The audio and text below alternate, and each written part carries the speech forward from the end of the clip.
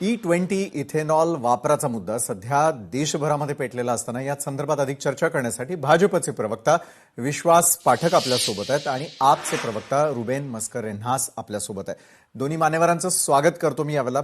विश्वासजी, सध्या आरोप प्रत्यारोपांच्या फैरी झरताना E20 इथेनॉल धोरण देशहिताचं की वाहनधारकांवर लादलेला निर्णय, कारण आपनं तर थेट या संदर्भामध्ये मोर्चा आणि आंदोलनाची हाक दिलेली। विश्वासजी, प्रत्येकाला मोर्चा काढण्याचा अधिकार असतो, मात्र शुद्ध प्रेक्षकांना किंवा जनतेला हे माहित आहे की आपल्या देशावर आज जवळजवळ आपण 16-17 लाख कोटीचं कच्चं ऑइल इम्पोर्टच्या माध्यमातून इम्पोर्ट करतो आणि फार मोठ्या प्रमाणामध्ये आहे। आज जर आपण बघितलं तर देशाचं डिफेन्सचं बजेट हे 6 लाख कोटीचं आहे आणि आपलं इम्पोर्ट बिल जे आहे क्रूड ऑइलवर हे 16-17 लाख कोटीचं आहे। हे कमी करण्यासाठी प्रयत्न व्हायला नको का? 2001 पासून जेव्हा आपले रामभाऊ नाईक हे मिनिस्टर होते, केमिकल मिनिस्टर होते, पेट्रोलियम मिनिस्टर होते, तेव्हापासून आपण इथेनॉलचा विषय आणला। 5% इथेनॉलचं मिश्रण सुरू झालं, नंतर 10%वर आलं, आता 20%वर आलंय। आता 20% हे मिश्रण करण्याचं म्हणजे काय, तर जो काही आपला इम्पोर्ट बिलावरचा पैसा वाचणार आहे हा सरळ शेतकऱ्यांच्या खिशात जाणार आहे, कारण इथेनॉल निर्माण करणारे हे शेतकरी आहे। त्यामुळे मुळामध्ये आपल्याला इथेनॉलची आवश्यकता आहे की नाही हा विचार करणं आवश्यक आहे। जर आवश्यकता असेल तर हे पुढे टाकलेलं एक पाऊल आहे। आता मोदीजींनी आल्या काय केलेलं आहे, तर आपलं इम्पोर्ट ऑइल जे आहे ते कमी करण्यासाठी सोलरला मोठ्या प्रमाणात प्राधान्य दिलेलं आहे। आज 2 लाख मेगावॅटच्या वर सोलरच्या माध्यमातून वीज निर्मिती होते आहे। आज आपलं संपूर्ण रेल्वे इलेक्ट्रिफिकेशन हे इलेक्ट्रिफाईड झालेलं आहे। डिझेल आता आपण वापरत नाही, इलेक्ट्रिक कार आलेले आहेत, इलेक्ट्रिक रिक्षा आलेल्या आहेत। याचं कारणच असं आहे की आपल्याला आपलं स्वावलंबन हे करणं आवश्यक आहे। डोमेस्टिक उद्योगांना आपण चालना देतोय। जसं डिफेन्सचं बजेट जरी 6 लाख कोटीचं असलं तर डिफेन्सचं प्रोडक्शन देखील आपण भारतामध्ये केलं आहे। मला असं वाटतं की आपल्याला हे करायचं की नाही या मुद्द्यावर आधी आपण चर्चा करू, नंतर बाकीच्या गोष्टी देखील आपण बोलू शकतो। याच मुद्द्याच्या अनुषंगानं रुबेन, तुमच्यासाठी पुढचा प्रश्न आहे की विश्वास पाठक यांनी सांगितलं की पंतप्रधानांनी काही पावलं का उचलली, मात्र E20 मुळे पर्यावरणाचा फायदा जास्त आहे की सामान्य नागरिकांचं नुकसान जास्त आहे? रुबेनजी, हे मोदी, गडकरी आणि त्यांचे जे कॅपिटलिस्ट म्हणजे मित्र आहेत त्यांना म्हणजे लाभ आहे, जनतेला कुठेही लाभ नाही। म्हणजे पूर्ण तुम्ही भारतात पहा, 30 करोड म्हणजे व्हेकल्स आहे, ठीक आहे, 30 करोड व्हेकल्स आहे। हे काही छोटं म्हणजे फक्त उच्चभ्रू लोकांकडे व्हेकल्स आहे असं अजिबात नाहीये, नंबर 1। नंबर 2, जर इथेनॉलची मिश्रण हे लोक करतात तर पेट्रोलचं जे प्राइस आहे ते कमी झालं पाहिजे। म्हणजे ते असं कसं असू शकतो की ते E20 ठीक आहे, म्हणजे आता पाठक साहेब वगैरे आता विश्लेषण करत होते की ते फॉरेन एक्सचेंज मध्ये ते इम्बॅलन्स दाखवत होते, ते म्हणजे त्याबद्दल ते म्हणत होते। तर ते E20 जर ते मिश्रण करत असेल पेट्रोलमध्ये तर E20 पेट्रोलचा भाव कमी असलं पाहिजे, जास्त कसं आहे, नंबर 2। आणि नंबर 3, हे जे पूर्ण सुरू आहे म्हणजे मोदींना भारतीय लोकांची हित ही प्राथमिकता नाहीये। मोदींना जे अमेरिकेच्या दबावाखाली ते करताय, ट्रम्पच्या दबावाखाली ते करताय।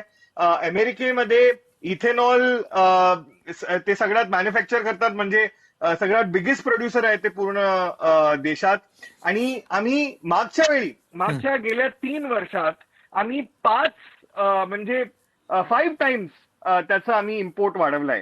तर पाठक साहेबांना ते थेट प्रश्न आहे की तुम्ही हे E20 तुम्ही म्हणजे प्रयोग म्हणून तुम्ही सुरू केला, हे कुठे रिपोर्ट्स आहे? म्हणजे कुठे आम्ही नाही, ऐका मी 2 मिनिटं घेतो। अरविंद केजरीवाल साहेबांनी 5 कंपन्याला, ह्युंडाई असो, मारुती असो, MG असो, सगळे जे इम्पॉर्टंट म्हणजे कार मॅन्युफॅक्चरिंग कंपनीज आहे सगळ्यांना आम्ही लिहिलं आणि सांगितलं की बघा तुमच्या स्वतःच्या जे मॅन्युअल्स आहे ते त्यात लिहिलं आहे की जर गाडी प्रॉब्लेम देत आहे ते इमिडिएटली स्टॉप करा। तर पहिला प्रश्न म्हणजे हे जे रिपोर्ट्स तुम्ही म्हणताय ते रिपोर्ट्स कुठे आहे, पब्लिक डोमेन मध्ये का नाही? आणि दुसरं म्हणजे अमेरिकेच्या दबावाखाली तुम्ही भारतीय लोकांच्या हिताला तुम्ही प्राथमिकता न देता सगळ्यांना त्रास होतोय आणि कुठेतरी याला आळा बसवायचा म्हणून आमचं आम आदमी पार्टीचं। रुबेनजी, मला तुमचं कारण कळलं, तुमच्या पक्षाची भूमिका कळली। विश्वासजी, सरकारनं E20 लागू करण्यापूर्वी पुरेशी चाचणी आणि जनजागृती केली का? रुबेन यांचं जसं म्हणणं आहे की या संदर्भामध्ये पब्लिक डोमेनमध्ये थेट पेपर्स किंवा या संदर्भातले पुरावे का नाही दिले जात? विश्वासजी, वाहनधारकांच्या तक्रारींमध्ये तथ्य आहे की नाही? कारण काय होतंय, पुण्यामध्ये ज्यावेळेला आरटीआय टाकण्यात आला त्यामध्ये देखील वाहनं पुढच्या काळामध्ये गंजतील, त्यांचं मायलेज कमी होणार, अनेक गोष्टींमध्ये गाड्यांचं नुकसान होणार. वाहनधारकांच्या तक्रारी खरोखर तथ्यहीन आहे असं वाटतं मग विश्वासजी अशा वेळेला? बघा, काही जिनेन केसेस असतील, मात्र मी आपल्यास विचारू इच्छितो, जेव्हा E10 आलं, E10 नंतर असा गदारोळ माजला नाही. आता झालं काय, एक दिपके उडतो आणि दिपके यश मिळालं म्हणून त्यांना हे E20 वर देखील आघात करतात आहे. E20च्या माध्यमातून कोणाला इतक्या मोठ्या प्रमाणामध्ये कुठेही त्रास होत नाहीये. इथेनॉल मिश्रण केल्यामुळे मायलेज, काय म्हणतात, ऐकू द्या, ऐका जरा, तुमचं ऐकलं मी. इथेनॉल मिश्रण केल्यामुळे त्याचा जो उष्मांक असतो, जे कॅलोरिफिक व्हॅल्यू असते कमी असते, त्यामुळे मायलेज कमी होऊ शकतं. मात्र देशाच्या दृष्टीने आपल्याला हे 20% ब्लेंडिंग आवश्यक आहे की नाही याचा विचार झाला पाहिजे. आपल्याला याच्यात मार्ग काढत पुढे पुढे जायचं आहे. आता राहिला प्रश्न, आपण याचे दर कमी करू शकतो का? दर नक्कीच कमी करू शकतो. मात्र भारताची जी अर्थव्यवस्था आहे ही आपण आजचे दुधाचे भाव अशा प्रकारे आपण रोज कमी जास्त करू शकत नाही. जसं हे आपलं युद्ध पेटल्यानंतर अमेरिकेसारख्या आणि अनेक देशांनी 80% पेट्रोलचे भाव वाढवले, आपण वाढवले नाही. आपला अप्रोच या बाबतीतला वेगळा असतो आणि आवश्यक तेव्हा आपण दर कमी करतो. या सरकारने एक्साईज ड्युटी कमी केली, याच महाराष्ट्र सरकारने 5 रुपयांनी पेट्रोल डिझेलचे भाव देखील कमी केले आहे. त्यामुळे भारत हा पूर्ण साधक बाधक विचार करून आपली अर्थव्यवस्था टिकवायची, गती टिकवायची, डेव्हलपमेंटल ऍक्टिव्हिटीज देखील करायच्या, शिक्षणासाठी देखील खर्च करायचा, डिफेन्ससाठी खर्च करायचा, या दृष्टीने लॉंग टर्म आपण प्लॅन करत असतो. बरं, पण मग रुबेन, तुम्हाला असं वाटतं का की E20 विरोधात आता देशव्यापी जन आंदोलन करण्याची वेळ नेमकी का आलेली आहे? आणि जसं पाठक सर पण म्हणाले की काही जेन्युइन केसेस असतील, मात्र गाड्या रोज बंद पडणं असेल, अनेक शंका कुशंका वाहनधारकांमध्ये आहे, त्याचं शंका निरसन कोणी करावं? नाही सर, म्हणजे आता विश्वास पाठकजी म्हणताय की कुठेही काही प्रॉब्लेम नाही. मी विश्वासजींना रिक्वेस्ट करू इच्छितो की तुम्ही जरा तुमच्या पेट्रोल पंपला जा आणि तिकडे बघा आणि तुम्ही 5 मिनिट थांबा आणि सांगा, मी भाजपचा प्रवक्ता आहे आणि भाजपच्या आणि आमच्या सरकाराप्रमाणे कुणाला काही त्रास होत नाही. तुम्ही जाऊन प्रत्यक्ष बघा, सगळ्यांना त्रास होतोय. दुसरं म्हणजे संसदेत जेव्हा हे डिबेट झालं, आमचं संजय सिंगांनी प्रश्न उपस्थित केला, तेव्हा सरकारच्या औपचारिक रिप्लाय होतं 2 ते 6%, म्हणजे हे सरकारने मान्य केलंय, अप टू 6% एफिशियन्सी ड्रॉप होते. नंबर 1. नंबर 2, महत्वाचं म्हणजे हे पाठकजी बोलत होते की अरे युद्ध पेटला, हे झालं ते झालं. अरे जेव्हा ग्लोबल प्राइसेस म्हणजे रिडक्शन झालं, इथे मोदी सरकारने काही रिडक्शन नाही केली. नंबर 1. नंबर 2, E20चं जेव्हा हे मिश्रण बद्दल सांगता, ते E20चं मिश्रण जेव्हा करतात तर fuel has to get cheaper ना, म्हणजे हे कमी झालं पाहिजे ना. तर हे त्याचं म्हणजे बेनिफिट हे ग्राहकांपर्यंत पोहोचत नाही. आणि शेवटी म्हणजे सगळ्यात महत्वाचं की हे मोदींनी देशाला म्हणजे बोलावं, सांगावं की ट्रम्पचं काय आहे त्यांच्यावर, की ते अमेरिकेच्या दबावाखाली त्यांच्या इथेनॉल इम्पोर्ट करता. आता विश्वास पाठकजी म्हणत होते की आम्हाला इम्पोर्ट बिल कमी करायची आहे, आम्हाला आयात कमी करायची आहे. तर तुम्ही 5 टाइम्स तुम्ही जे 3 वर्षापूर्वीचं इथेनॉलची इम्पोर्ट होती, तुम्ही 5 टाइम वाढवली. म्हणजे काय होत चाललंय इथे? मोदी सरकारचं काही म्हणजे पॉलिसी नाही, काहीच त्यांना करायचं नाही. गडकरीचं आम्ही बघितलं, सियान अॅग्रोचं जनतेने बघितलं. गडकरींनी, म्हणजे मी स्वतः वकील आहे, गडकरींनी डेफमेशनचा नोटिसेस जितकं लोकांना पाठवायचं आहे त्यांनी पाठवू द्या. पण वस्तुस्थिती आहे की ज्या सियान अॅग्रो, गडकरीच्या मुलांचं जे कंपनीज आहे, त्यात ज्या पद्धतीने म्हणजे प्रॉफिटची वाढ झाली आहे, ते कुठेही दुसरं इथे पूर्ण देशात कुठेही असं कंपनी नाही आहे. बरं रुबेनजी, तुम्ही जे म्हणताय विश्वास पाठकांकडनं आपण उत्तर घेऊयात. विश्वासजी, E20 लागू करण्यापूर्वी जुन्या वाहनांवर होणाऱ्या परिणामांचा स्वतंत्र अभ्यास झालेला होता का? बरं, दुसरीकडे जसं आता रुबेन यांनी महत्वाचा प्रश्न उपस्थित केला की ग्राहकांना या सगळ्या गोष्टींचा फायदा कधी होणार, आणि त्यांचा एक आरोप आहे तुमच्यावरती की अमेरिकेच्या दबावाखाली सरकार हे सगळं करतंय का? अतिशय हास्यास्पद. अमेरिकेचा काय दबाव येणार आपल्यावर की आपल्या शेतकऱ्यांना तुम्ही मदत करा, आपल्या शेतकऱ्यांचं हित आपण साधणार आणि म्हणून शेतकऱ्यांच्या खिशात पैसा जावा म्हणून आपण इथेनॉल निर्मिती करा असं म्हणताय. पहिली गोष्ट. दुसरं असं आहे की त्यांनी तोच तो विषय परत मांडला की इथेनॉलमध्ये दर कमी व्हायला पाहिजे.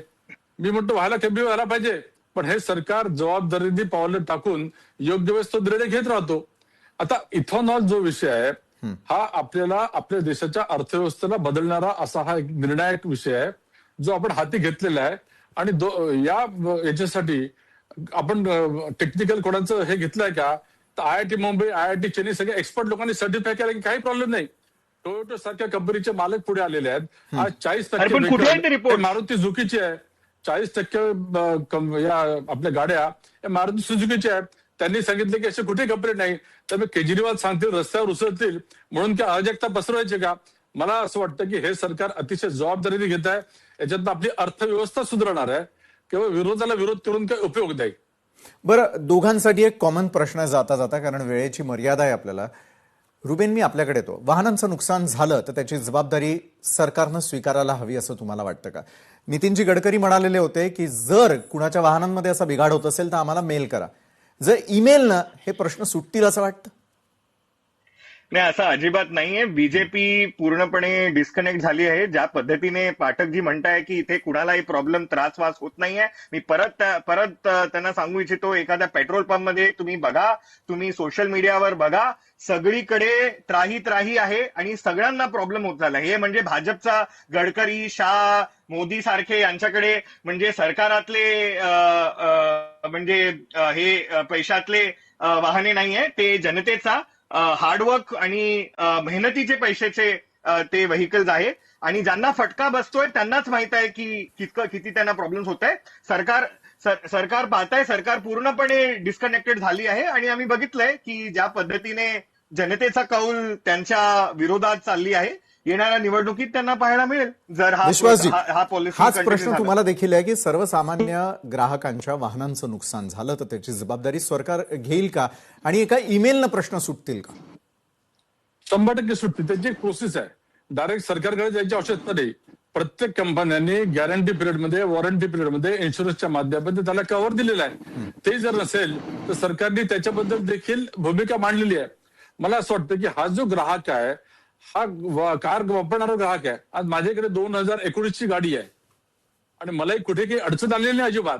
आणि जरी अडचण आली तरी मी एक भारताचा नागरिक आहे आणि मला माहित आहे की आपल्या देशाचे प्रधानमंत्री हे देशाच्या हितासाठी जर पावलं उचलत असतील, इतर देशांमध्ये 100% इथेनॉल आहे, ब्राझीलमध्ये 100% आहे, युरोपियन कंट्रीजमध्ये आहे. आपण आहोत कुठे? ज्या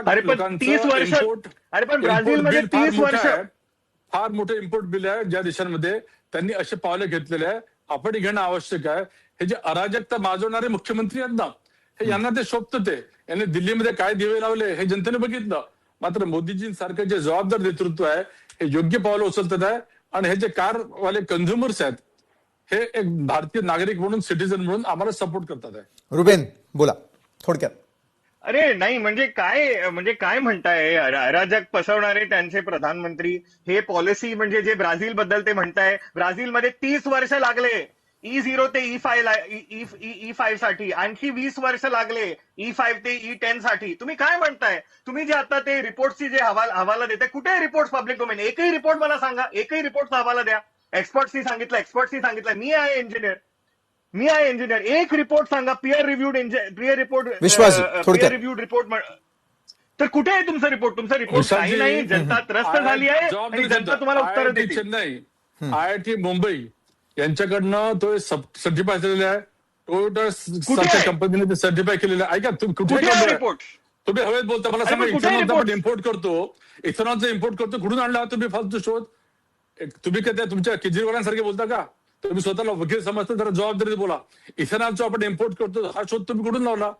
इथेनॉल आपल्या देशामध्ये निर्माण व्हावं, शेतकऱ्यांच्या माध्यमातून निर्माण व्हावं, पैसे वाचून त्यांना मिळावे. कॉमर्स मिनिस्ट्रीचं तुमचं इम्पोर्ट बिल बघा. काय म्हणताय तुम्ही पाठकजी?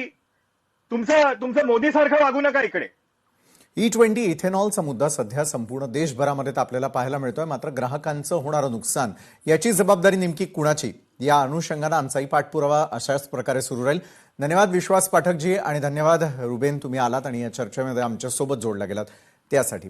तुमच्याकडे देखील गाडी असेल, रोज पेट्रोल भरण्यासाठी जात असाल, आजूबाजूला अनेक केसेस समोर येताना दिसत आहे, मात्र याचं समाधान कोण शोधून काढतं त्यांच्याकडे जनतेचंही लक्ष असेल. लोकशाही मराठी ऐका, पहा, जागरूक रहा.